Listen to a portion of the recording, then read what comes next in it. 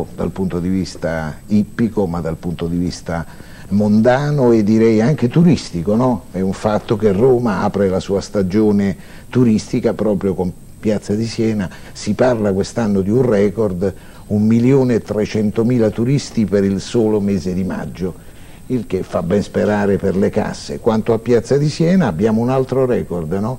18 squadre, credo che nei suoi quasi 60 anni di questo concorso ippico, 18 squadre di 18 nazioni partecipanti non si erano mai viste. Speriamo che il numero dei concorrenti incrementi la volontà e la voglia di vincere dei nostri, che potrebbero riservarci qualche buona sorpresa, quantomeno l'aspettiamo noi ippici. Come tradizione, peraltro, la giornata inaugurale di Piazza di Siena non è stata salutata dal sole, vero Claudio? Tu sei in collegamento con noi, a te il microfono.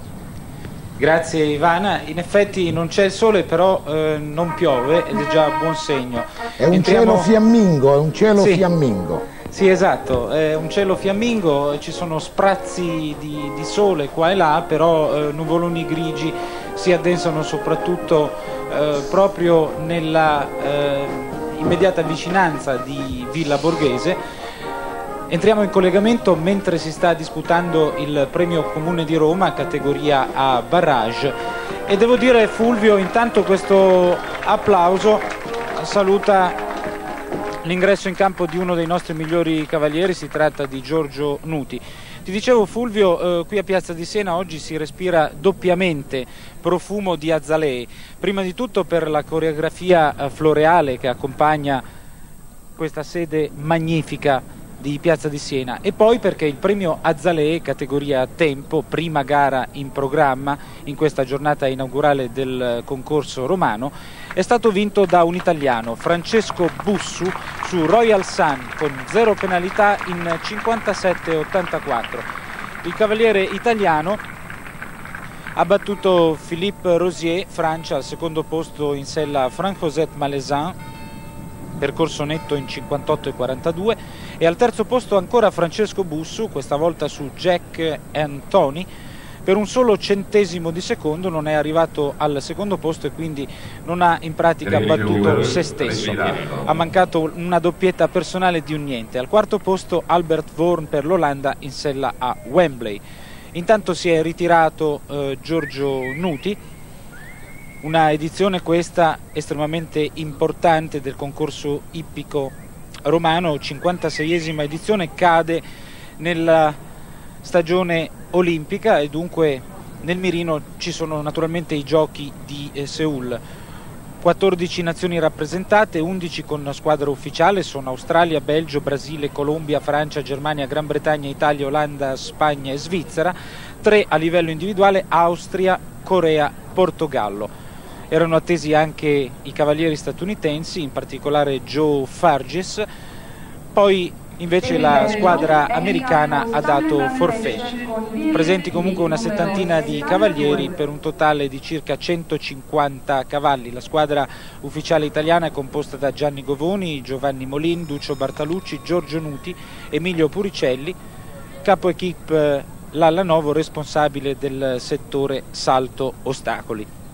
Andiamo a vedere com'è la situazione in questo premio Comune di Roma, categoria A barrage. Si sono qualificati per il barrage i seguenti binomi: per il Belgio Jean-Claude Vangenberg su Piquet, per l'Australia Jeff McVean in sella Whisper Grey, poi il brasiliano Nelson Pessoa, un maestro dell'equitazione mondiale in sella Moët Chandon La Salle, quindi per il Belgio Eric Vauter su Malaisin Bordeaux Chambron, al quale non è stato necessario esprimersi in termini poco urbani questa volta per ottenere il barrage. Poi per l'Olanda Marcel Dufour su Olympic Simplic Magic, poi l'italiano Filippo Moyerson sull'As di San Patrignano, quindi un altro francese Hubert Bourdi su Morga EF, poi per l'Olanda Albert Voorn in sella a Optieber Riccarda, quindi ancora per l'Australia Jeff McVean con il secondo cavallo Valeur, poi David Broom, un cavaliere inglese che ha partecipato a 4 edizioni dei Giochi Olimpici, un vero senatore nel campo equestre, in sella a Countryman, un irlandese di 9 anni. Gli ultimi 2 qualificati per il barrage fino a questo momento sono l'altro inglese Nick Skelton in sella ad Apollo e lo svizzero Thomas Fuchs su Dinner's Dollar Girl. È un percorso abbastanza impegnativo, anche se, come abbiamo visto, fino a questo momento siamo a metà del percorso base. Una dozzina di cavalieri hanno avuto il passaporto per disputare il barrage. Comunque è un percorso con qualche insidia, soprattutto rappresentata dalle 2 combinazioni, la gabbia al numero 4 e la doppia gabbia con il numero 7. È una tabella A, velocità 350 metri al minuto, tempo massimo 90 secondi, tempo limite 180 secondi. Il barrage verrà effettuato sugli ostacoli 1, 8, 7 secondo e terzo elemento, 3, 4 primo elemento e 12. Ora seguiamo in dettaglio la gara. Possiamo continuare per, credo, una ventina di minuti prima di cedere la linea per l'edizione quotidiana di Derby. Ora in campo per il Brasile Nelson Pessoa su Moët Imperial. Deve essere in qualche modo didattico questo percorso, perché in campo c'è un vero e proprio maestro dell'equitazione mondiale, Nelson Pessoa, brasiliano. Sarà utile seguire la sua fatica per prendere dimestichezza anche con il tracciato, ideato come di consueto da Marcello Mastronardi. Si comincia con un verticale, muro passaggio di torrente, poi il numero 2 è un passaggio di sentiero su balconata denominato Venezia, al 3 un verticale di balaustre e barriere su colonne romane. Senza errori la prova del brasiliano fino a questo momento, bene anche sulla gabbia, un oxer in entrata, poi in uscita un verticale con barriere. L'ostacolo numero 5 è un cancello verticale. Siamo al 6, un passaggio di sentiero. Ancora netto il percorso di Nelson Pessoa, che si avvia ad affrontare la doppia gabbia, sfiorato il primo ostacolo, bene invece sul passaggio di sentiero e sulla triplice d'uscita. Ora si gira a mano destra per affrontare la graticciata con barriere ingresso di villa, bene anche qui. Ora il fosso, rimangono il muro, l'oxer, un verticale di chiusura, bene anche sul muro, molto composto come di consueto il cavaliere brasiliano che in sella a Moët Imperial accede al barrage. Il tempo di 80 e 36, vi ricordo che il tempo massimo è di 90 secondi. Superati questi 90 secondi scattano le penalizzazioni. Si qualifica dunque per il barrage Nelson Pessoa. A proposito di penalità per il tempo, devo ricordare che Gerardo Fabroni, che aveva ottenuto un percorso netto, è incorso in una penalità riguardante il tempo, quindi per un solo quarto di penalità non accede al barrage. Si parlava di quadro fiammingo e in effetti in questo momento questo sprazzo di sole riporta veramente ai colori delle tele fiamminghe. Quando ha fatto il suo ingresso in campo un altro cavaliere italiano, si tratta di Diego De Riu su Tipa de Pommier.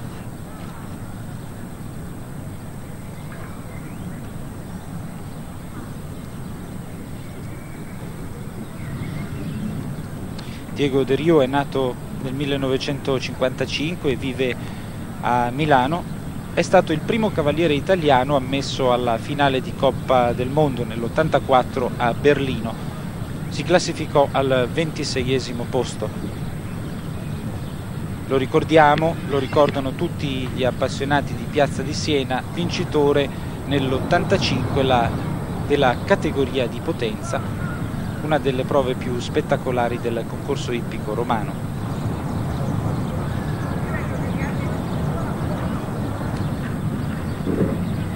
È stato l'unico azzurro in campo nel campionato europeo a San Gallo, sesto nei campionati italiani, Diego De Rio. Seguiamo anche il suo percorso.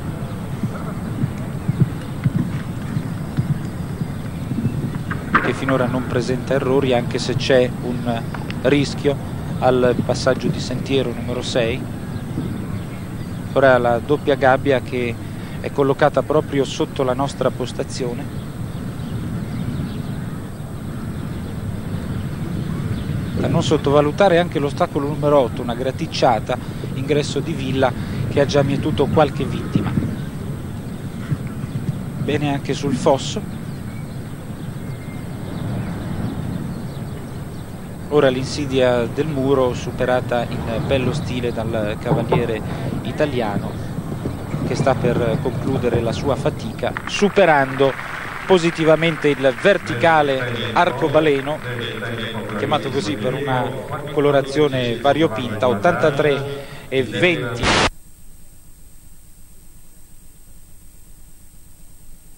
al barrage.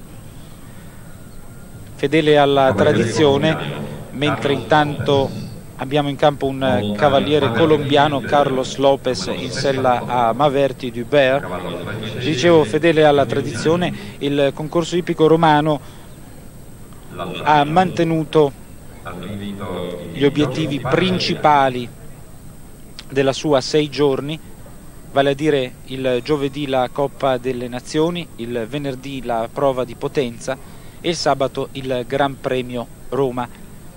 La domenica la manifestazione perderà il connotato internazionale, giornata dedicata al cavallo italiano con la disputa del Premio Unire. Per essere la giornata inaugurale, una giornata peraltro non corroborata da un sole primaverile, è discreto l'afflusso del pubblico.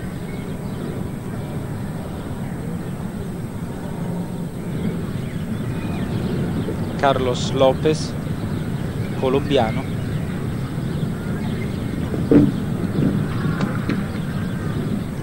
La Colombia presenta un'equipe al completo, quindi avremo una Coppa delle Nazioni con 11 squadre.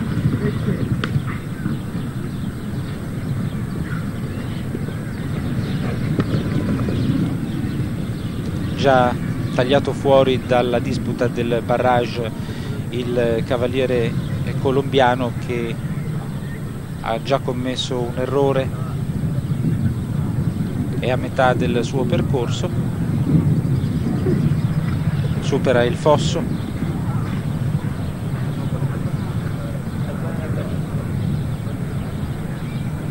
bene sul muro Ponte Milvio, che immette all'Oxer di barriere con colorazione patriottica, ottimamente anche sul verticale, sul dritto di chiusura. Dunque 4 penalità per Carlos Lopez in sella a Maverti Dubert.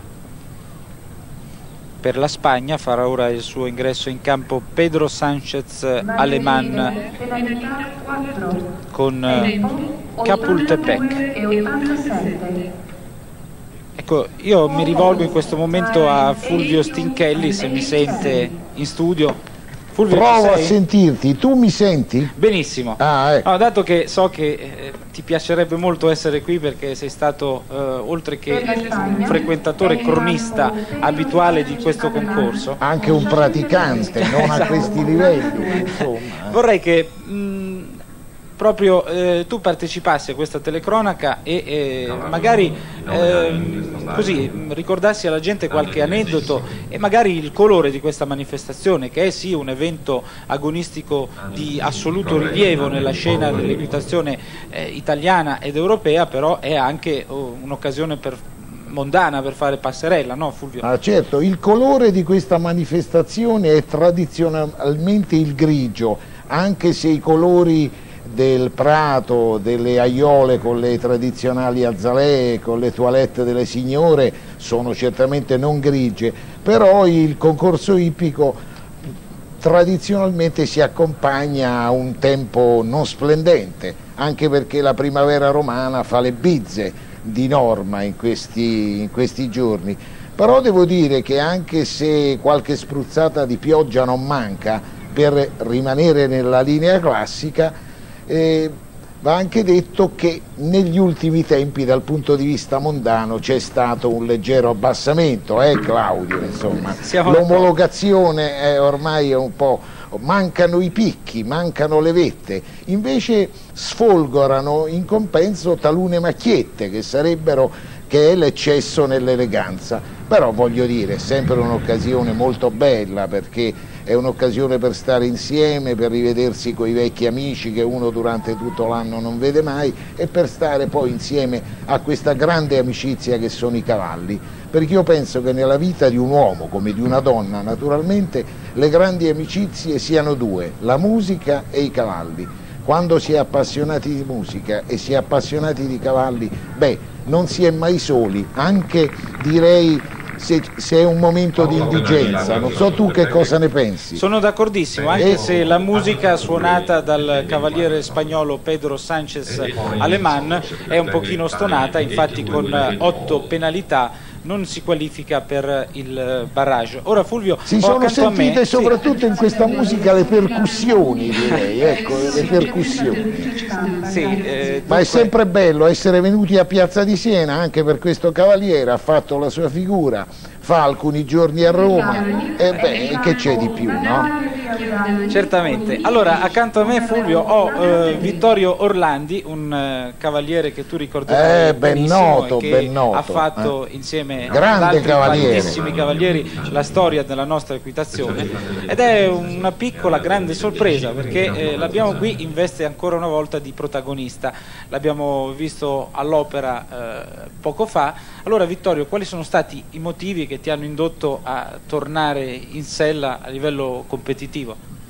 I motivi sono stati una promessa che io ho fatto in seno alla federazione, quando, non ritenendo opportuno proseguire una collaborazione con loro, ho detto che mi ritiravo dall'incarico di consigliere, ma davo ancora la mia disponibilità per contribuire all'equitazione italiana con possibilmente dei risultati agonistici. Ecco, ricordiamo che Vittorio, per quanto riguarda le mansioni federali, si è ritirato come quei pugili che se ne vanno imbattuti, perché ha lasciato dopo la vittoria, mi pare nell'85, della Coppa delle Nazioni da parte dell'equipe azzurra.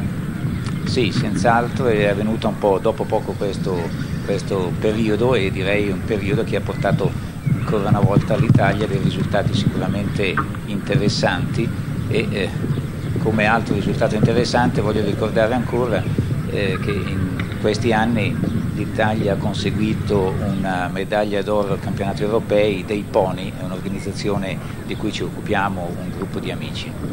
Claudio? Sì, dimmi Fulvio. Potresti chiedere a Orlandi, che credo non sia in cuffia, no? Non è in cuffia. Ecco, appunto, trasmettigli questa mia domanda, sì, anche se so che non si può impegnare comprensibilmente su certi nomi, ma visto dal suo punto di vista, come vede il panorama delle nostre speranze, visto che noi qui, dal nostro angolo ormai di spettatori, ci auguriamo di vedere cose importanti, qualche grosso talento emergere. D'accordo, io giro la domanda a Vittorio Orlandi. Intanto Natale Chiaudani per l'Italia si è qualificato per il barrage in sella Litige, e potrebbe essere questo uno dei nomi che farà il cavaliere Orlandi. Chiede Fulvio Stinchelli dallo studio centrale quali sono a tuo giudizio i nomi delle promesse che verranno probabilmente, verosimilmente mantenute. In nome delle promesse italiane. Certo.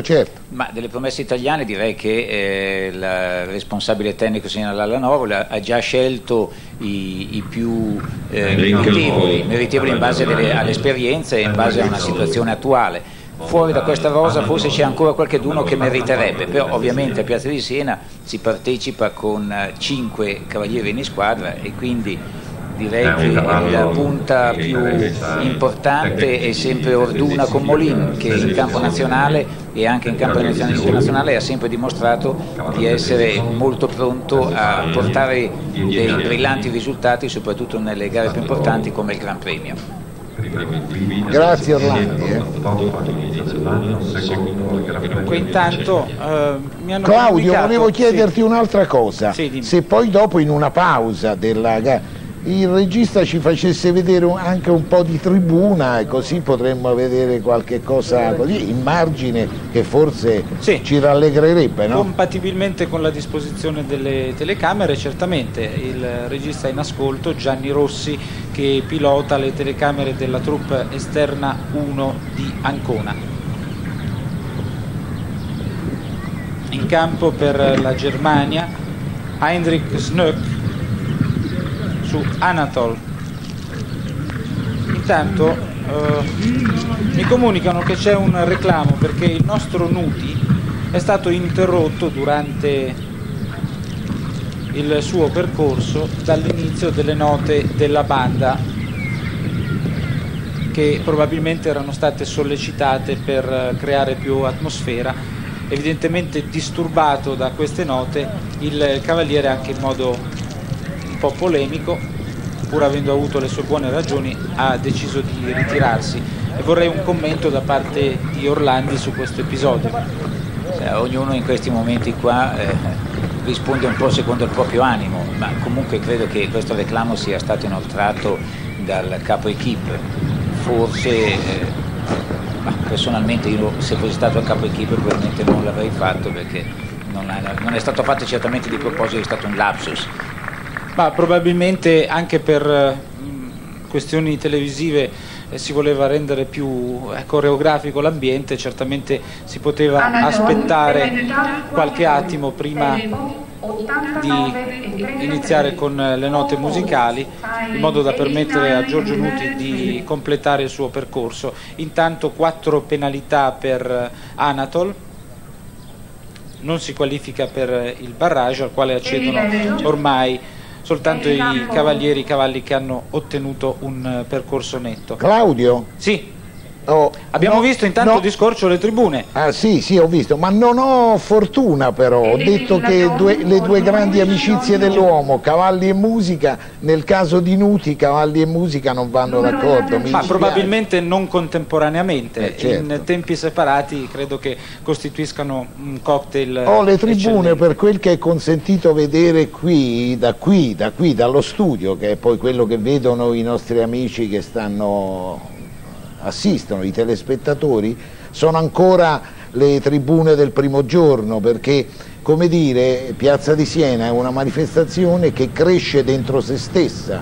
È il giorno del Gran Premio delle Nazioni, è il giorno della Coppa delle Nazioni, è il giorno del Gran Premio Roma, che si raggiunge l'acme dell'affluenza, però è certamente già adesso il momento di incontro degli appassionatissimi, direi, e già ne ho visti 6 o 7 così, insomma, li ho riconosciuti. Poi si vedono anche dall'abbigliamento, si riconoscono, perché Piazza di Siena, contrariamente, non è che ci si possa andare scamiciati, ragazzi miei, il cavallo sempre è un'occasione elegante, ecco, perciò bene, dopo questo amarcord no, che deve essere attuale, perché certo. Ho visto l'anno scorso delle mise terrificanti, devo dire. Sì, possiamo dire che il motto di Piazza di Siena, e non per fare gli snob, non per fare gli snob, quello che si diceva con Ivano Vaccari qui è che il cavallo non solo è una scuola di sport, ma è anche una scuola di vita, di comportamento, di misura e anche di eleganza, che non guasta. Certo. Intanto Evelyn Blayton per il Belgio, con un percorso molto applaudito in sella ad Aspro Joe, si è qualificata per il barrage. Penalità 0, qualificata per il barrage. Sans faute.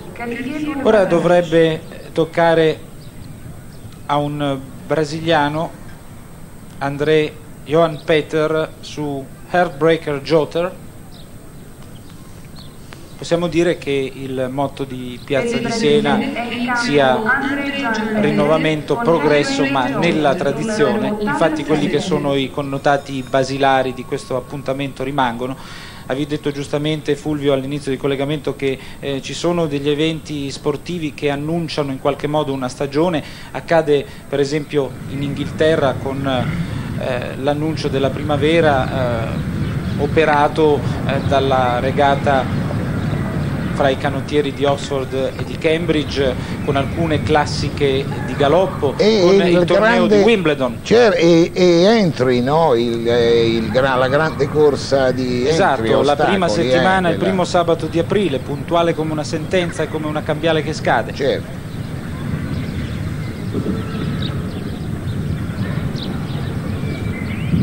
Devo dire